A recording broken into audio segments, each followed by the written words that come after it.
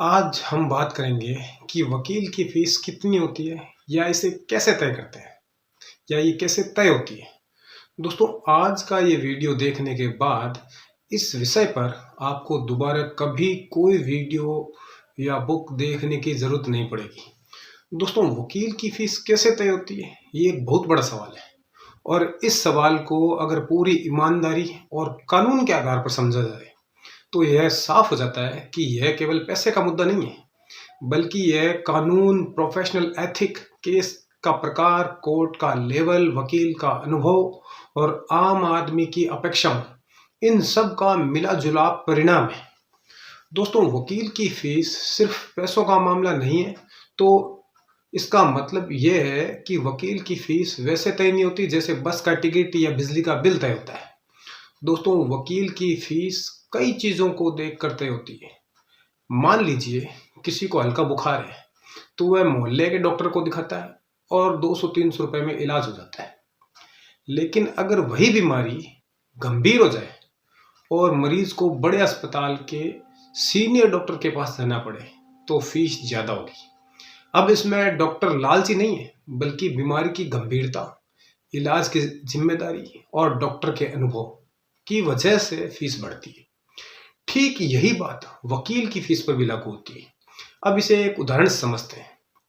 अगर किसी व्यक्ति को मोटर व्हीकल एक्ट में जब्त गाड़ी को छुड़वानी है, मान लीजिए एमवी एक्ट में आपकी गाड़ी जब्त हुई और अगर उसे आपको छुड़वानी है तो यह एक सीमित काम है। इसमें वकील साहब को थोड़ी सी फाइलिंग, एक बहस और काम पूरा, इसलिए यहाँ फीस कम होती है। लेकिन अगर किसी पर गंभीर आपराधिक मुकदमा चल रहा है या सिविल का कोई मैटर है या फैमिली मैटर है जिसमें सालों तक तारीखें लगेगी या गवाह होंगे, सबूतों की जांच होगी, तो वकील की जिम्मेदारी और मेहनत दोनों बहुत बढ़ जाती है, इसलिए फीस भी बढ़ जाती है। इसी तरह कोर्ट का लेवल भी फर्क डालता है। जिला अदालत में केस लड़ना और हाई कोर्ट और सुप्रीम कोर्ट में केस लड़ना एक जैसा नहीं होता। दोस्तों, सुप्रीम कोर्ट में कानून की गहरी समझ, ज्यादा तैयारी और बड़ा जोखिम होता है, इसलिए वहां फीस ज्यादा होती है। इसे ऐसे समझिए जैसे लोकल ट्रेन और फ्लाइट का किराया, मंजिल एक हो सकती है लेकिन सुविधा, जिम्मेदारी और खर्च अलग होता है। अब बात आती है वकील के अनुभव की। दोस्तों, एक नया वकील जिसने हाल ही में प्रैक्टिस शुरू की है वह कम फीस लेता है। वहीं 15-20 साल या 20-25 साल का अनुभव रखने वाला वकील ज्यादा फीस लेता है, क्योंकि उसके पास कानून की समझ, कोर्ट का अनुभव और केस संभालने की क्षमता ज्यादा होती है। यह बिल्कुल वैसा ही है जैसे नया ड्राइवर और अनुभवी ड्राइवर दोनों गाड़ी चलाते हैं, लेकिन भरोसा अनुभव वाले पर ज्यादा किया जाता है। अब आम आदमी की अपेक्षा भी इसमें जुड़ जाती है।